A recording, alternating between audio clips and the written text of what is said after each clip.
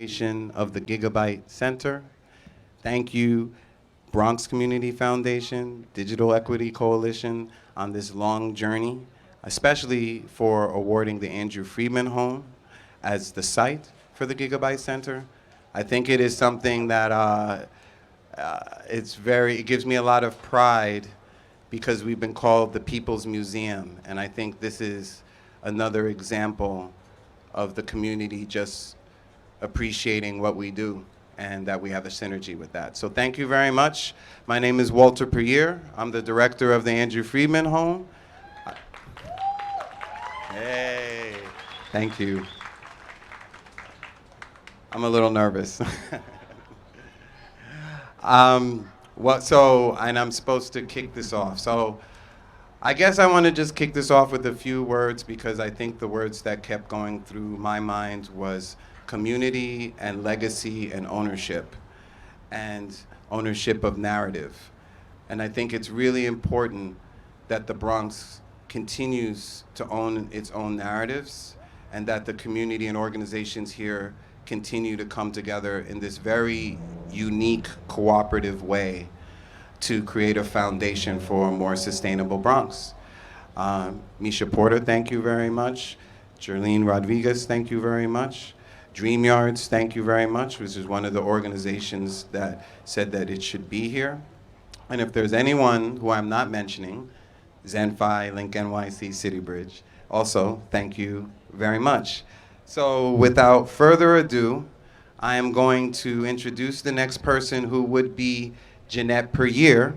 However, due to an emergency, she is not going to be able to speak today. So instead, I'm going to introduce someone who is not as pretty as my mother, but Hassan Johnson. Some of you might or might know him from The Wire, might or might not know him, and he is going to speak on behalf of Jeanette Puryear now. So thank you very much, Hassan. There you go. Hello, everybody. Thanks for that applause. And I'm glad to be here today. Beautiful day in the Bronx, wouldn't you say? All right, all right. So good afternoon, like I said, and thanks for being here with us on this special day to launch the Bronx Gigabit Center. The center came about as a result of the mayoral initiative in the 5 boroughs to assist in closing the digital divide in neighborhoods such as ours. This center promises to bring greater access to the digital world, knowledge, services, and opportunities through which there will be further development for the Bronx and its residents. The Mid-Bronx Senior Citizens Council, MBSCC, and Andrew Freedman, AFH, thanks the Bronx Digital Coalition and all who were involved in selecting the AFH as the home for the Bronx Gigabit Center, and we thank you for recognizing the importance of this place. You see, the AFH is not only ideally located on the concourse with plenty of available transportation in what is the downtown area of the Bronx, but it is also a landmark building of historic importance to the Bronx and a symbol of community development and community ingenuity. It is a symbol of community development because of its unique relationship with the Mid-Bronx Senior Citizens Council, a community development organization. Their shared mission and orientation towards service for the development of the community, on the other hand, is a symbol of community ingenuity. In the 70s, when the relationship between Mid-Bronx and AFH was born, the Bronx was burning, and cardboard boxes with fake flower pots were placed in the windows of the building so that the world would not know what was happening in the Bronx. Furthermore, 2 presidents came to the Bronx and declared the Bronx a disaster area in need of federal funds. It was community residents, community groups, and their ingenuity all over the South Bronx that emerged and brought our communities back to life. It was during that time that MBSCC devised and executed a plan that saved AFH, and for the last nearly 40 years, our history has been intertwined. We have owned and sustained the operation in this building. Just this past week, we received unanimous approval to proceed with the Phase 1 rehabilitation plan for the adaptive reuse of the AFH. The plans for AFH are here on our walls today, so you can take a look at how the building will be transformed in this first phase with assistance from the DRI grant of New York State. Although the digital centers was not in the plan, but only dreamed of earlier in our thinking, it was very much in spirit with the other elements of the future of this faculty. This launch will enable us to solidify its place here going forward. Today we launched the digital center. Tomorrow we get down to the hard work of the implementation. Just as in the past, we can do this. We can make the Bronx a better place, but we will need the will, the drive, the ingenuity of all of us, community, presidents, organizations working together, plus of course, plenty of money to push forward and make success of this initiative, right? So that was from Jeanette, very heartfelt and dedicated to what they're doing here, and that's bringing these communities together to grow and learn together. So I'm glad to be here. I'm glad your guys are here, and I'd like to introduce Geraldine Rodriguez.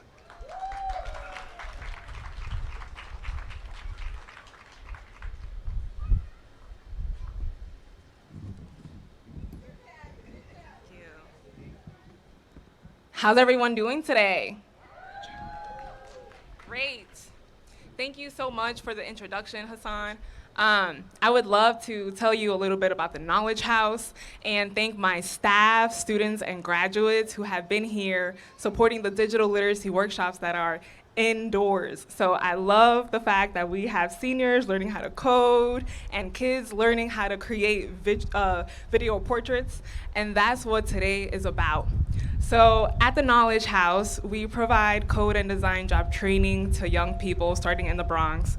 We are 8 years old. We are located in the South Bronx. And in the past 8 years, we've served almost 1,800 participants.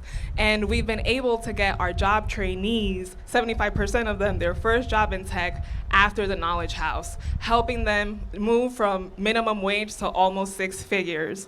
So I'm very, very excited to be here today. Thank you.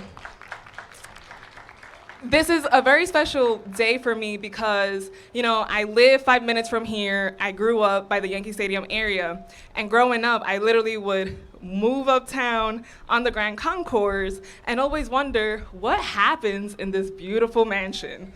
Literally, what happens? And it wasn't until my adulthood that I learned the community uses this for the arts and martial arts and a whole bunch of programming, and we serve our senior citizens here.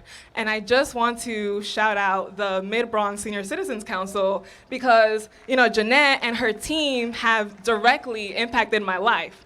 Right, so my grandmother, she actually lives in 900 Grand Concourse in one of the centers that Mid-Bronx operates, and my father lives right on 1181 in Walton.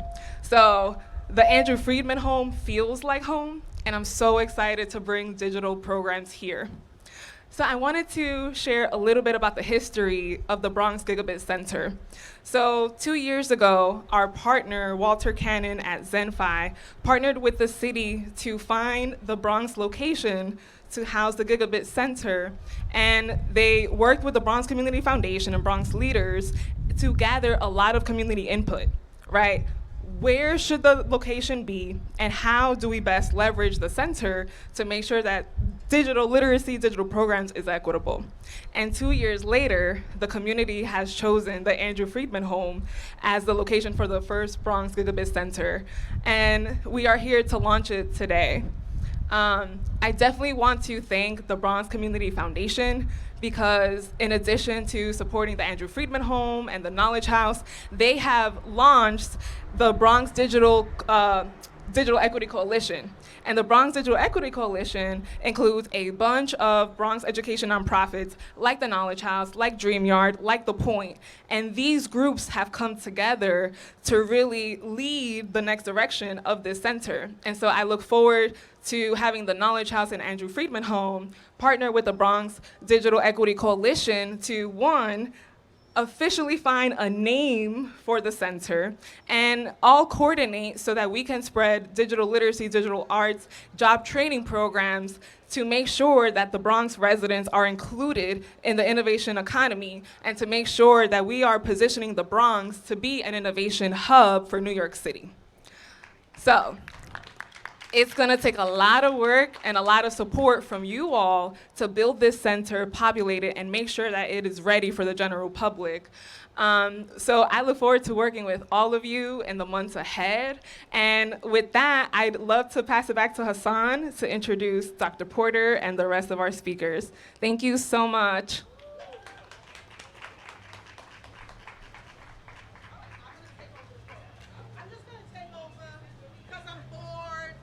Nothing else to do, and we have one of our amazing partners here, and so I want to introduce you to a woman who is really a champion for the Bronx. You see her everywhere. You probably don't recognize her because she didn't bring TJ, and I want to bring up Assemblymember Chantel Jackson to give a few words.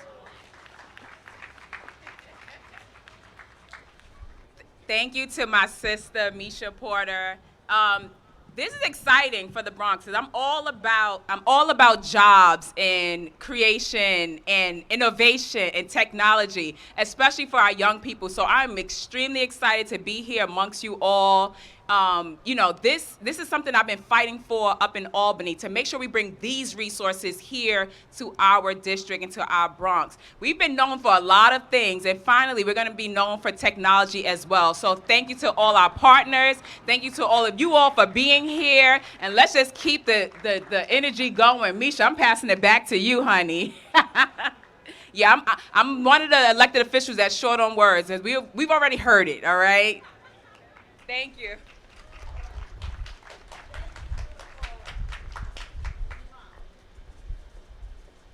Wanted to be Oprah or Gail, so I just decided to do it today. So next I'm going to introduce another friend who helped bring this together, Nick Colvin from CityBridge.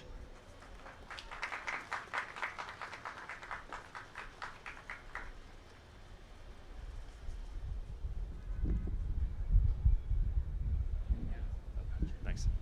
Appreciate that. All right. All right. Thank you, Dr. Porter, so much for the introduction. And thank you to Walter Puryear, and congratulations to Andrew Freedman Home and the Digital Equity Coalition, the Bronx Community Foundation, the Knowledge House, and DreamYard on the launch of this really just absolutely incredible facility. It's just really amazing here. I'm blown away. So as Geraldine said, about 2 years ago, we started working with our partners at the Mayor's Office and ZenFi to try to find the location for the second Gigabit Center, the Bronx Gigabit Center. And with its rich history and its commitment to digital literacy and support for the arts, the Andrew Freedman Home makes the perfect home for the second Gigabit Center in New York City. You know, at LinkNYC, we believe that digital connectivity is an essential human right, absolutely necessary to participate in and access opportunities in society today.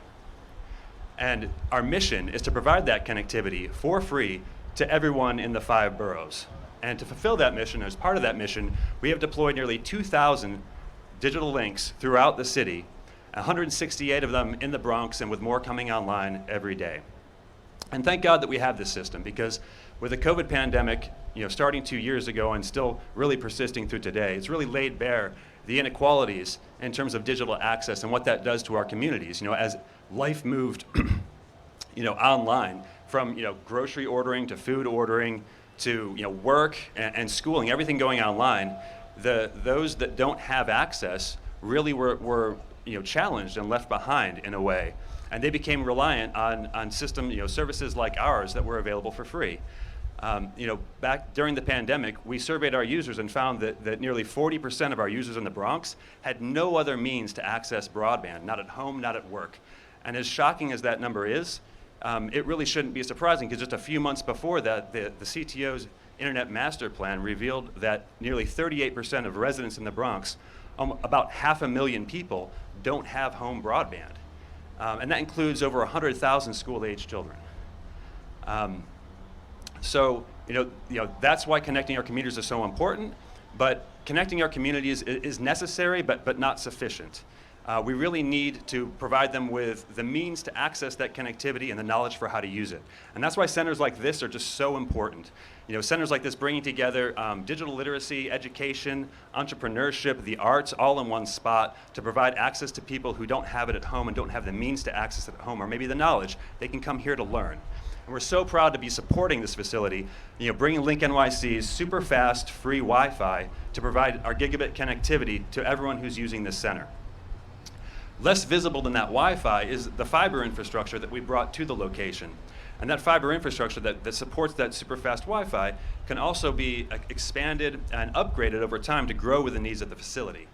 Likewise, the continued deployment of our new Link 5G with its next generation mobile wireless infrastructure will require the deployment of millions of feet of new fiber into the communities that need that infrastructure the most. The Internet Master Plan revealed that the Bronx, many areas of the Bronx have limited fiber deployment, and that results in limited options when it comes to internet connectivity, reduced speeds, and ultimately fewer people having access to broadband at home. So that fiber that we're deploying in those communities, just like the fiber in this facility, can be expanded and upgraded to grow with the needs of those communities. So I guess to close this out, I'll just say thank you to Walter Puryear and the Andrew Freedman Home. And thank you to everyone who supported us, everyone who believes in digital equity. Thank you to the mayor, and thank you to Commissioner Fraser for getting stuff done. And thank you so much to Dr. Porter, who I will hand it back off to take it from here.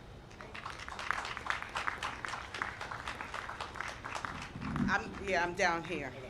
Thank you. So you all heard from some of our partners, and today is really an important day. And it's important because you heard about the historical perspective about what the Bronx does.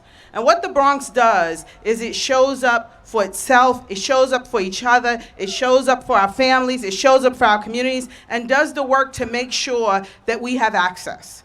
Now, you all may know me from a job I did before, but I spent over 20 years in education, right around the corner at the Bronx School for Law, Government, and Justice, and most recently as school's chancellor. And when we went into the pandemic, the first thing that happened was schools and leaders across the borough got devices into the hands of young people.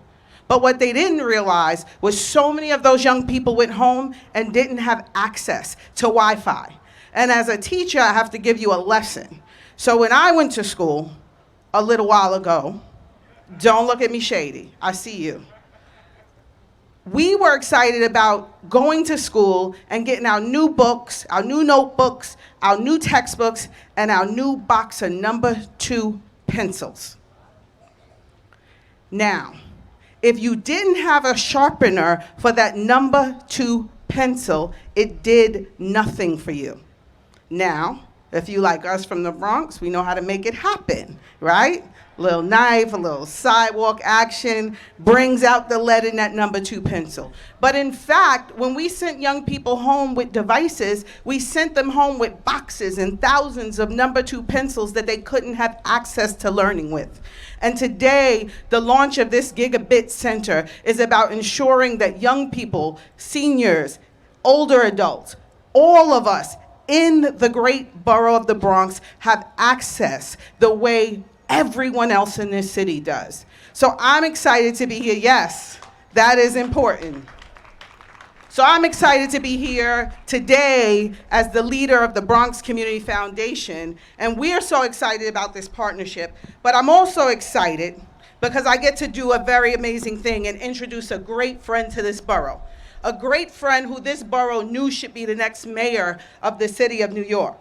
And so it's important to note that this vision for this center was formed in 2020 when ZenFi and LinkNYC engaged the Bronx Digital Equity Coalition, DreamYard, and the Bronx Community Foundation to identify a location in the Bronx for this center. And I want to thank Walter and Jeanette for making this beautiful campus a home for the Bronx Gigabit Center, because this would not have happened without engaging community partners. And what we're never going to have in the Bronx is that people come in and not partner with us to make the things happen that we know that we need.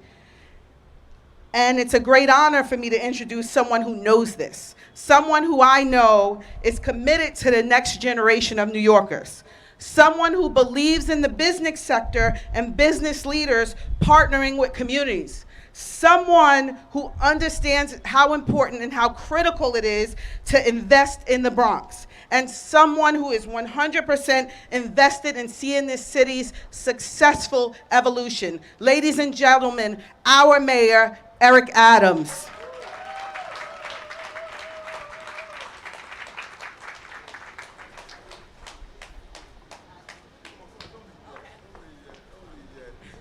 You know, I am such a fan of Misha.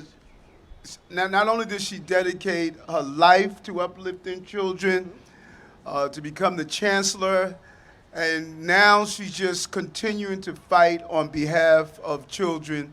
And she loved herself some BX. She loved the Bronx, you know. And just really thank you for your commitment. I'm looking forward to being a partner with you in the years to come. And let's keep doing good things. Absolutely. Thank you so Thank much. you. This is such an important initiative.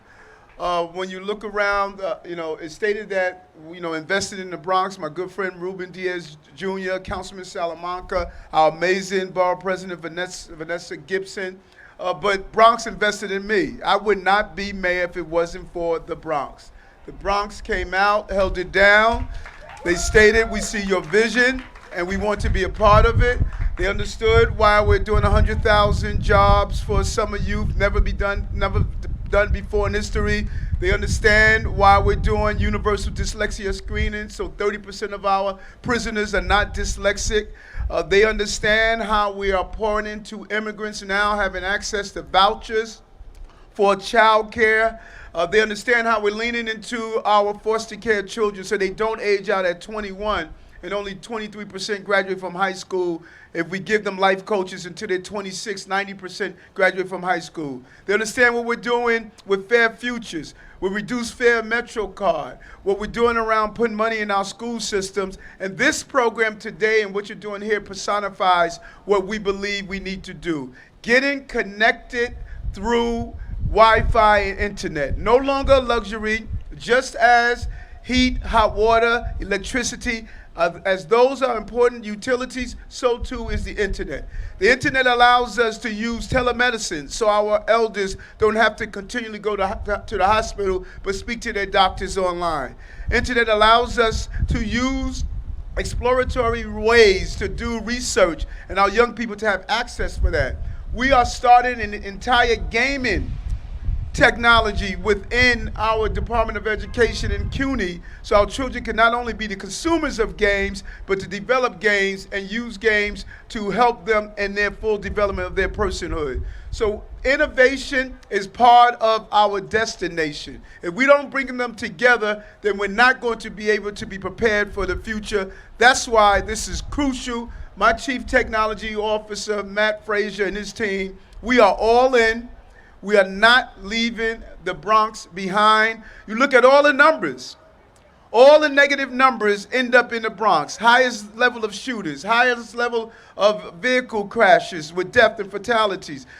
Dealing with the educational system, lowest grades. Unemployment, highest level of unemployment. You look all across the board, the Bronx has been denied for years. You have the most qualitative, good people in this borough working hard to maintain the city and how we move forward, but you never had an administration that focused on it in a universal way of how do we bring the quality of the people to the quality of the services that we're providing in the agencies. You don't pay a Lex tax dollar because you live on the concourse. You pay the same taxes than those who live on Park Avenue in Manhattan. You should get the same level of services that you deserve. And I'm a mayor that's going to bring that. So ignore all the haters. Just focus on the mission. Don't be distracted. We have a task to do. In 4 years, we're going to do that. And all those who were haters will be our waiters when we sit down at the table of success. Love you.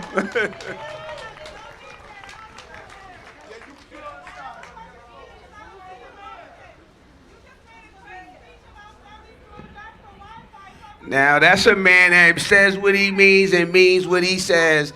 the mayor, Eric Adams. Get another round of applause, y'all. One more time. He means what he says what he means. And at this time, I would like to introduce the Chief Technology Officer of New York City, Matthew Fraser. Let's get it.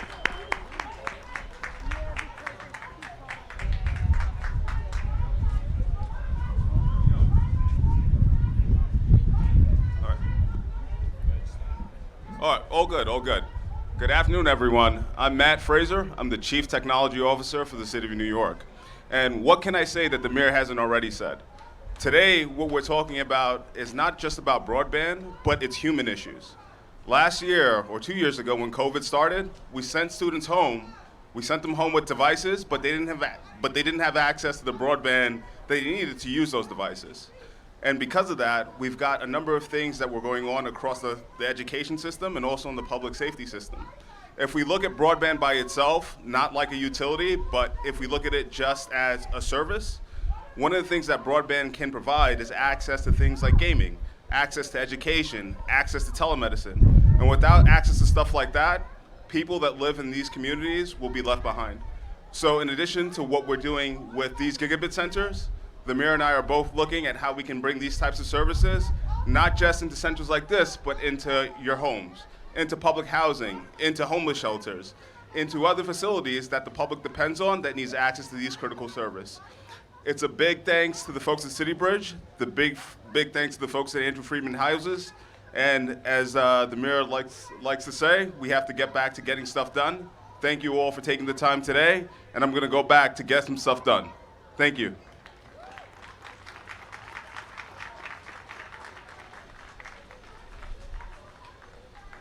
Thanks again, Matthew Fraser. That was the Chief Technology of New York City, Chief Technology Officer of New York City. And we would like to introduce the Borough President now, Vanessa Gibson. Vanessa Gibson, the Borough President of the Bronx.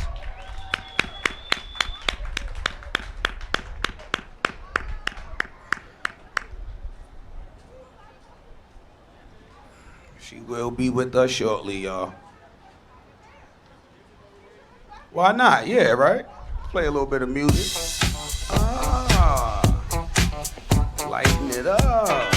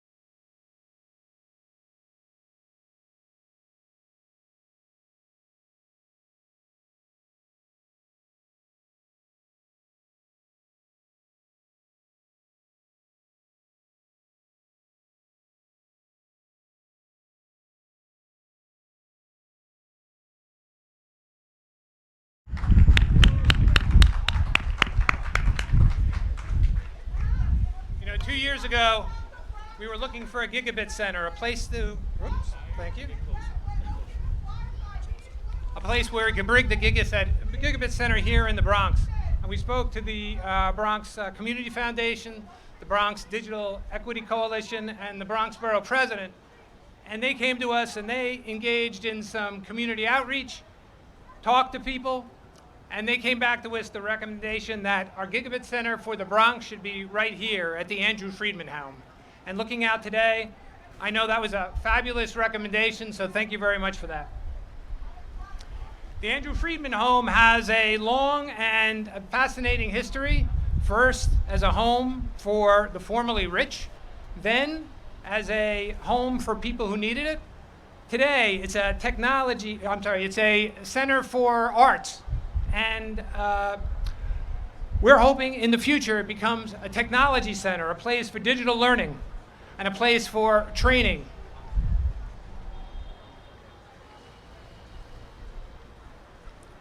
We're also looking forward in the future to opening up additional Gigabit centers Later this year in Brooklyn, we're going to open one at the Digital Girls Center in Crown Heights.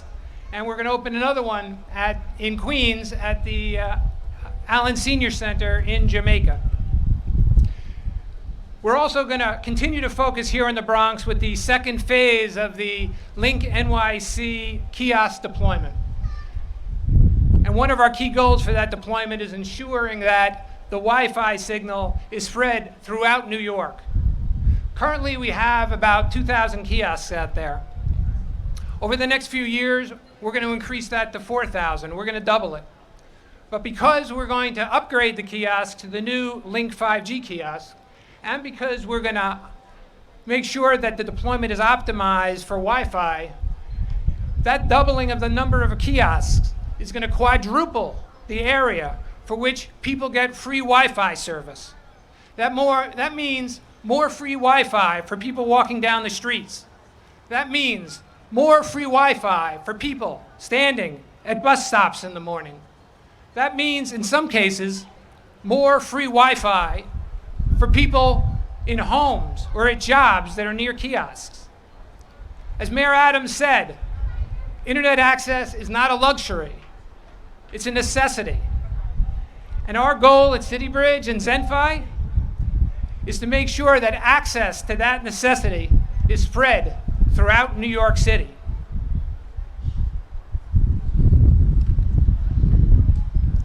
But we're going to need help. The areas of New York City that need internet access the most are residential areas. For us to be able to do the most good, we need to be able to deploy the Link 5G kiosk in residential areas throughout New York City. And that's why we're planning soon to apply to the New York City Public Arts Commission for approval to deploy the Link 5G kiosk in residential areas. Because only if we're able to do that, we'll be able to reach New Yorkers who need it the most.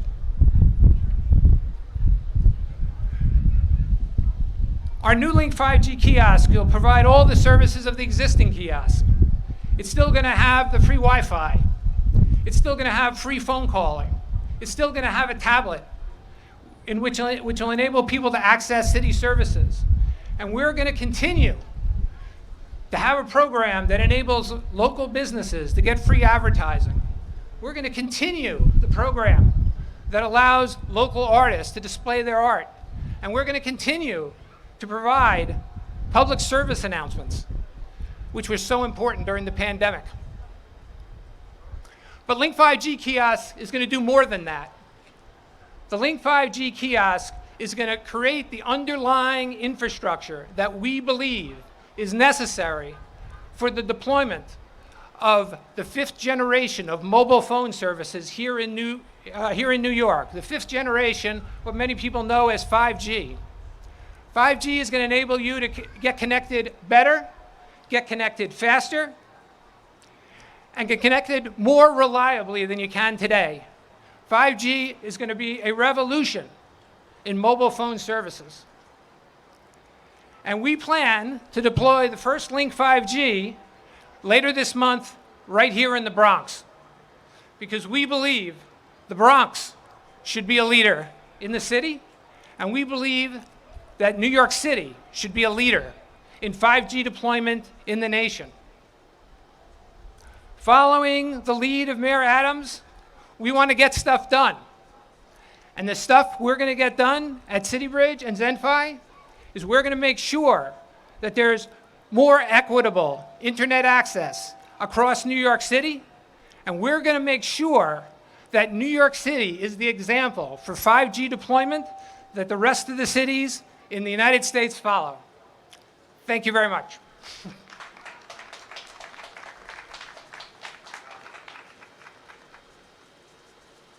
I think I'm tall enough. Okay, yeah, we don't gotta make no adjustments.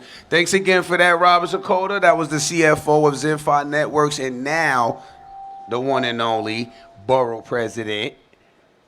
Is she ready? Vanessa Gibson.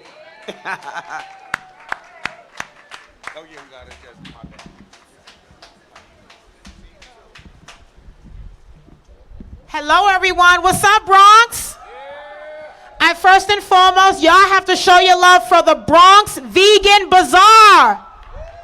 We appreciate you making sure that we are providing in healthy food options for residents and families. That is truly what it's all about. I am grateful to be with all of you as your new Bronx Borough President. I want to say thank you to the Bronx for electing the first African American and the first female to serve as Borough President. It is an honor, it is a privilege, and while I may be the first, I will not be the last. Because as we do this work, as we launch these important partnerships, we want to make sure that our young people have access and opportunity. We want to be creative and innovative in our approach to addressing the digital divide, achieving tech equity. No matter where you live, no matter what zip code you live in, you should not be denied access to universal broadband. And so today's announcement and the launch of the Bronx Center, the Gigabit Center, is all about innovation, partnerships from the private sector, from the public sector. Our Mayor, Eric Adams, gets it. And he knows that you can't just talk the talk, you have to walk the walk. You have to put commitment and resources. You have to make sure that you ensure that money is in the budget, as well as all of these programs that can make a difference. If we learned anything from the COVID pandemic of 2 years, we saw so many families struggle with basic necessities. But as many of us learned how to work remotely, we learned about Zoom and WebEx and so many other applications. Guess what? Many of our families stayed connected to their loved ones and their families here and abroad. And so that's important. So this partnership with the Andrew Freedman Home, and I certainly want to recognize Walter Puryear, Jeanette Puryear, the entire team at Andrew Freedman Home, Rhonda James, and everyone for embracing us and welcoming us. I want to thank the Bronx Community Foundation, our new CEO, Dr. Misha Porter. I'm excited about the new leadership of Dr. Porter. I want to recognize Desmond and Derek Miller. I want to say thank you for all of the work that you are doing. I want to recognize our LinkNYC program, the mayor's office, our chief technologist, chief of technology and innovation in the mayor's office. There are so many people that are here to support the launch of the Bronx Gigabit Center. Of course, Do It, LinkNYC, CityBridge. We also want to acknowledge our partners, Andrew Freedman Home, as I mentioned, the Bronx Community Foundation, ZenFi Networks. We say thank you to everybody. The Digital Library Project will really develop the education, workforce development, supporting our small businesses, our entrepreneurs, our MWBE businesses, minority and women owned, and making sure that they have access. Online education, digital equity, literacy programs to overcome the barriers that so many of our families and businesses have experienced. I want to recognize our partners at the Knowledge House because they're going to bring the digital literacy workshops and digital programming right here to Andrew Freedman Home, our beloved Andrew Freedman Home. Technical instruction on computer basic skills, surfing the internet. Participants will have the opportunity to apply for the organization's fellowship program. This is important for high school students, and its innovation fellowship for adults. They have programs in Newark, LA, Atlanta, and now they're here with us in the Boogie Down Bronx. These partnerships from the private sector are so important in advancing our blueprint, our agenda, our priorities, and the principles that we hold important. Making sure that we address internet connectivity, the digital divide and making sure there's equity across the board is our #1 priority. So I am excited to get to work. I want to thank the entire leadership at City Hall and everyone for their involvement, and I look forward to the launch. I look forward to the implementation, and most importantly, I look forward to achieving universal broadband and internet access across the Bronx. So thank you, everyone, and congratulations to all of our partners. Thank you so much.